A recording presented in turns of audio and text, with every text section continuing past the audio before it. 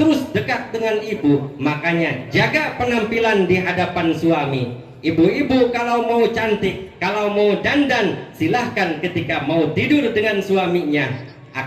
Bukan malah kebalik, ketika ibu-ibu mau keluar dandan yang rapi, malah ketika mau tidur dengan suaminya acak-acakan tidak karuan. Nah itu ya Bu ya. Nah jadi kalau ibu-ibu pengen mendapatkan suami yang setia, maka dikembalikan kepada diri kita, tirakati dengan sholawat, kemudian jaga penampilan di hadapan suami. Nah itu yang kedua. Nah kemudian yang ketiga, ciri penghuni surga. Yang ketiga yaitu qalbun taqiyun. Qalbun taqiyun yaitu hatinya yang selalu bertakwa kepada Allah. Dimanapun kita berada, kita sedang bekerja di kota, tetap takwa kepada Allah. Jauh dari suami, tetap takwa kepada Allah. Jauh dari istri, tetap takwa kepada Allah. Ini adalah ciri penghuni surga. Jangan sampai kita meninggalkan kewajiban, salah satunya yaitu sholat yang jumlahnya 5 waktu.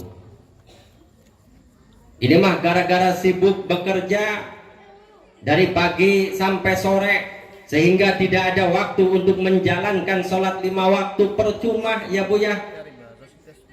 Kita kerja untuk hidup, kemudian hidup juga untuk ibadah kepada Allah, mengumpulkan amal ibadah yang nantinya akan kita petik ketika kita sudah meninggal dunia, ketika kita sudah kembali kepada Allah Subhanahu wa ta'ala. Nah makanya dimanapun kita berada, qalbun taqiyun, jangan sampai tinggalkan kewajiban. Salah satunya yaitu adalah sholat 5 waktu. Dan salah satu Indonesia bisa merdeka, kalau kita lihat sejarah, tadi sudah disampaikan sejarah kemerdekaan Republik Indonesia, bahwasanya Presiden Soekarno, Presiden pertama negara Republik Indonesia yang pertama, menghadap kepada Hadratus Syekh Kiai Haji Hashim Asy'ari, menghadap kepada beliau, Yai, kira-kira kapan Indonesia akan diproklamirkan kemerdekaannya? Kemudian Kiai Hashim melakukan sholat istikharah terlebih dahulu, dan kemudian menyampaikan kepada Insinyur Soekarno, yaitu Presiden pertama Republik Indonesia. Beliau menyampaikan, wahai Bapak, silahkan proklamirkan negara Republik Indonesia itu ketika dua kemuliaan bertemu. Maksud dua kemuliaan bertemu yaitu hari yang sangat dimuliakan, yaitu hari Jum'ah. Hari Jum'ah yaitu mendapatkan gelar Sayyidul Ayyam. Rajanya hari adalah hari Jum'ah. Nah kemudian pada waktu itu hari Jum'ah, kemudian tanggal 9 Ramadan tahun 1364 Hijriah, bertepatan dengan tadi yaitu 9 Ramadan. 9 Ramadan adalah rajanya para bulan, Sayyidus Suhur. Rajanya para bulan adalah bulan Ramadan. Nah berarti tanggal 9 hari Jumat, tanggal 9 Ramadan 1364 Hijriah itu bertepatan dengan tanggal 17 Agustus 1945. Maka diproklamirkanlah Negara Kesatuan Republik Indonesia atas saran Hadratus Syekh Kiai Haji Hashim Asy'ari, pendiri Nahdlatul Ulama. Nah berarti Nahdlatul Ulama itu mempunyai jasa atau mempunyai peranan penting di dalam terbentuknya Negara Kesatuan Republik Indonesia. Bahkan setelah diproklamirkannya Negara Republik Indonesia, kemudian disusul ada peperangan pada tanggal 10 November yang dinamakan dengan Hari Pahlawan tahun 1945 yang terjadi di daerah kota Surabaya. Diturunkanlah tentara, 6.000 tentara ke Indonesia, diturunkan di Surabaya. Nah, kemudian atas saran daripada Jenderal Sudirman kepada Presiden Republik Indonesia yang pertama, yaitu Insinyur Soekarno, wahai Pak Presiden,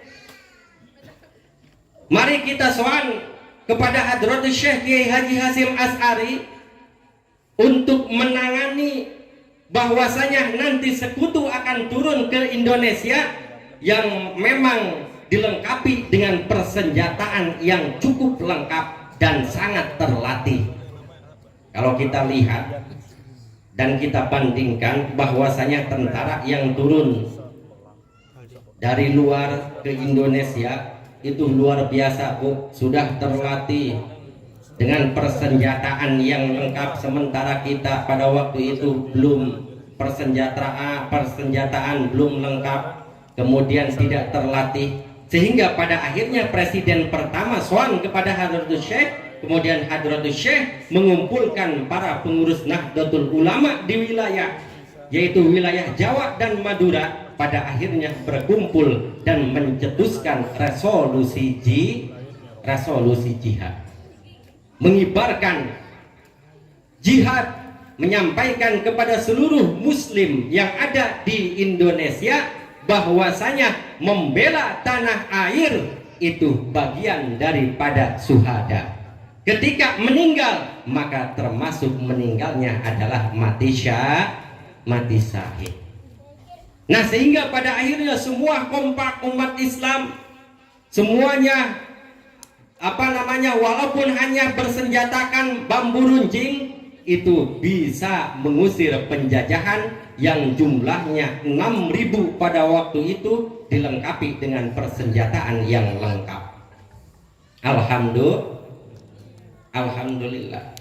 Itu semuanya adalah salah satu peran dari para ulama dan santri. Nah, sehingga santri ulama itu adalah menjadi barisan terdepan, Nahdlatul Ulama menjadi barisan terdepan dalam membela Negara Kesatuan Republik Indonesia. Sejarahnya seperti itu, Bu. Nah, berhubungan dengan tadi Kolbun Takiyun, bahwasanya Jenderal Sudirman itu adalah salah satu jenderal yang luar biasa, Bu. Pada waktu itu memimpin semua tentara negara Republik Indonesia. Pucuk pimpinannya adalah Jenderal Sudirman. Ditembak tidak meninggal, disiksa, diasingkan tidak juga meninggal.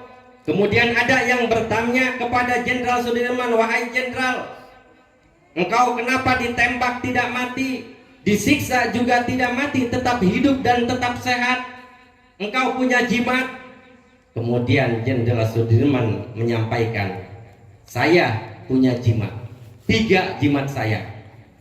Apa yang 3 itu? Yang pertama yaitu dawaimul wudu, wudunya langgeng, wudunya tidak pernah batal. Ketika batal wudu lagi, ketika batal wudu lagi. Itu luar biasa Jenderal Sudirman.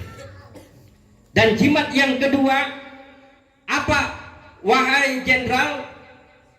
Jimat yang kedua, Jenderal Sudirman tersebut itu tidak pernah meninggalkan sholat 5 waktu. Hatinya selalu bertakwa kepada Allah Subhanahu wa ta'ala. Nah, berarti Negara Kesatuan Republik Indonesia ini bisa merdeka atas pertolongan dan hadiah dari Allah Subhanahu wa ta'ala, itu dikarenakan mulai dari bawah sampai jenderalnya pun itu semuanya selalu mengerjakan perintahnya Allah Subhanahu wa ta'ala, tidak meninggalkan sholat. Ini jenderal, tingkatannya jenderal, tidak meninggalkan sholat. Lah sekarang baru jadi hansip sudah bisa meninggalkan sholat. Nauzubillah. Nah, jenderal saja tidak pernah meninggalkan sholat sehingga bisa membawakan kemerdekaan Republik Indonesia sampai sekarang kita nikmati ini. Nah, kemudian jimat yang ketiga Jenderal Sudirman, yaitu lisannya selalu dibasahi dengan zikir kepada Allah Subhanahu wa ta'ala. Nah, yang terakhir Bu, yang terakhir ciri penghuni surga yaitu yaddun sakiyun, tangannya loman, suka memberi, tidak pelit. Ini mah makan sate ya Bu ya, saking pelite makan sate, ketika pengen buang air besar, pengen ngising ditahan, watir satenya metu maning.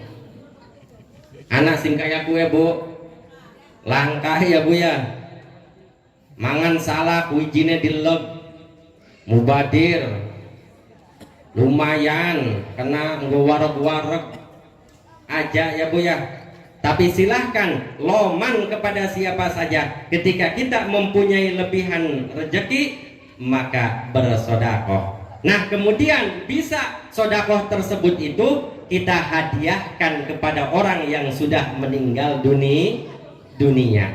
Umpama ibu-ibu orang tuanya sudah meninggal dunia, kita sodakoh, diniatkan dalam hati, pahalanya diberikan kepada orang yang sudah meninggal dunia. Ini nyampe Bu, nyampe dijelaskan di dalam kitab Hujjah Ahli Sunnah wal Jamaah, karangannya Al-Alim Al-Alamah Kiai Al-Haj Ali Maksum Ad-Jubjawi dari Jogja menyampaikan, di situ ada keterangan hadis Nabi wa an Anasin radhiyallahu anna Nabiya sallallahu alaihi wasallam suila qala sa'il, ya Rasulullah, nahnu natasaddaqu an mautana wa nahujju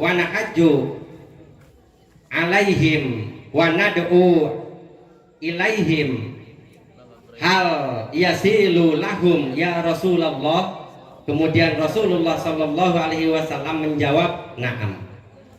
Dijelaskan di dalam satu hadis bahwasanya Kanjeng Nabi pernah ditanya oleh salah satu sahabat, wahai baginda Rasul, saya bersodakoh, kemudian saya hadiahkan pahalanya kepada orang yang sudah meninggal dunia, kepada orang yang sudah mati. Kemudian saya menghajikan orang yang sudah meninggal dunia, saya mendoakan kepada orang yang sudah meninggal dunia. Apakah sampai wahai baginda Rasul? Kemudian baginda Rasul menjawab, na'am, ya sampai. Nah, ini menjadi sebuah hujjah, sebuah jawaban untuk kita Nahdlatul Ulama yang selalu melakukan tahlil, yang selalu melaksanakan ritual-ritual ibadah yang memang sudah dilaksanakan di kalangan Nahdiyin. Ini kan bagi orang-orang yang bukan Nahdiyin itu mengatakan bahwasanya tahlil itu bid'ah, ziarah kubur itu syirik. Ya Bu ya. Ini semuanya salah total. Kenapa? Karena semua yang kita laksanakan, ritual ibadah yang ada di kalangan Nahdiyin, yaitu Nahdlatul Ulama, itu semuanya ada hujahnya, semuanya ada landasan hukumnya. Nah, kegiatan tahlil, apa yang dibaca? Tahlil, kemudian Al-Quran, surat-suratan, zikiran kepada Allah, dan kemudian setelah tahlil itu biasanya tidak bubar terlebih dahulu, akan tetapi medang-medang disit ya Bu ya.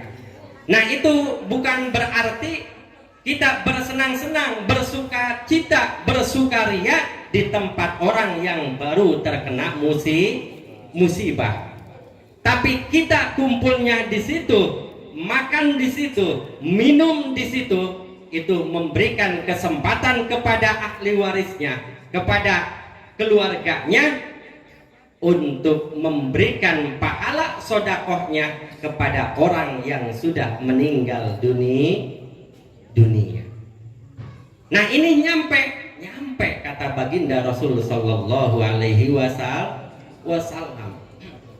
Kan ada kelompok-kelompok yang lain ya Bu ya, yang suka membid'ah-bid'ahkan, mensirik-sirikan, pengen menghancurkan atau membubarkan Nahdlatul Ulama, agar Nahdlatul Ulama itu bisa bubar seperti apa? Ya dibid'ah-bid'ahkan, dijauhkan dari masyarakat. Ini banyak kelompok-kelompok yang seperti itu. Nah, makanya ibu-ibu, bapak-bapak yang hadir di sini tetap berpegang teguh pada Nahdlatul Ulama. Semua amaliyah, semua ritual ibadah yang ada di dalam Nahdlatul Ulama itu semuanya mempunyai landasan hukumnya, mempunyai keterangan hadisnya. Nah ini perbuatan orang yang pengen membubarkan Nahdiyin, membubarkan Nahdlatul Ulama. Padahal Bu, cara membubarkan orang-orang NU itu gampang ya Bu ya, gampang. Primen carane tinggal shollu ala Nabi Muhammad, langsung bubar karo nyangking berkat ya Bu ya. Cara membubarkan orang NU, ora usah ngomong bid'ah, ora usah mensirik-sirikan, tinggal ngomong shollu ala Nabi Muhammad, langsung bubar wong NU ya Bu ya, bubar karo nyangking berkat. Nah itu. Nah jadi tadi yadun sakhiyun, tangane loman, ini adalah ciri penghuni surga. Nah jadi itu saja ya Bu ya, nggak usah panjang-panjang, ora usah dawa-dawa ya Bu ya, cendekan baik, dawa-dawa percuma ora manjing ya, dawa-dawa percuma ora manjing, suka cendek tapi manjing. Ibu-ibu Bu, seneng endi Bu, dawa ora manjing apa cendek manjing Bu? Cendek manjing. Nah mulane ya sedelatan bae ngajine nanti dilanjutkan oleh ulama setempat, yaitu pada jamiah yang ada di lingkungan sini. Monggo ibu-ibu deh ngajine aja ukur anak pengajian umum toh, tapi ning jamiahan ora tahu mangkat. Biasanya kan suka anak ya sing kaya kue ya Bu ya, ning jamiahan biasanya ngundang-undang karo ngenteni kanca batire sholawatan ning masjid apa ning musola apa ning majelis ilmu, karo ngingetna primen munine ibu-ibu sekalian, hari ini pengajian janganlah kita lupakan, karena itu kewajiban. Kewajiban segera berangkat ya Bu ya, tinggalkan semua pekerjaan. Kalau kita ngurusi pekerjaan maka langka ujungnya dan langka tutuge. Tinggalkan terlebih dahulu, berangkat ngaji ning jamiahan. Kita boro-boro mangkat malah melu jawab Bu, karo nyuci pakaian ning sumur munine primen, ibu-ibu gua kagak ngaji karena gua lagi nyuci kolornya suami, semalam ngompol 2 kali aja ya Bu ya. Tinggalkan disit lagi nyuci, tinggalkan terlebih dahulu, berangkat segera ke jamiahan, insya Allah ilmunya bertambah. Kenapa? Karena kalau saja kita pengen mendapatkan ilmu yang manfaat, maka dijelaskan di dalam kitab Ta'limu Ta'alim itu syaratnya ada 7. Salah satunya yaitu watuli zamanin ya. Watuli zamanin, tul itu panjang, tul itu dawa, zamanin itu zaman. Berarti dawa zamane alias suwe. Jadi tul berasal dari kata bahasa Arab. Makanya di kita di Indonesia ada jalan yang namanya jalan tol. Jadi jalan tol itu berasal dari bahasa Arab, tul artinya panjang. Lah kok tul menjadi tol? Itu gimana ceritanya? Karena dulu waktu pembuatan jalan tol itu yang membuat semuanya adalah bapak-bapak, laki-laki semuanya. Jadinya jalan tol. Coba kalau dulu yang membuatnya semuanya ibu-ibu, maka namanya bukan jalan tol, tapi jalan til. Nah itu ya Bu ya. Jadi itu saja yang dapat saya sampaikan ya. Ceramahnya atau ngajinya yang penting singkat ya Bu ya, singkat padat, tapi ajak lalen balik gawa ilmu sing manfaat badogan baik ya Bu ya. Ingat berkat baik ilmu sing manfaat. Mugi-mugi kulolan panjenengan sami sedaya nek angsal ilmu sing manfaat fitini wa dunya wal akhirah. Mohon maaf sekali lagi bahasa saya yaitu campuran bahasa Jawanya kurang lancar karena tadi saya berasal dari Kabupaten Kuningan. Itu saja yang dapat saya sampaikan. Kurang lebihnya mohon maaf yang sebesar-besarnya. Nanti untuk doa penutup akan disampaikan oleh kiai setempat. Itu saja yang dapat saya sampaikan. Wallahu muwaffiq ila aqwamit thoriq. Assalamualaikum warahmatullahi wabarakatuh.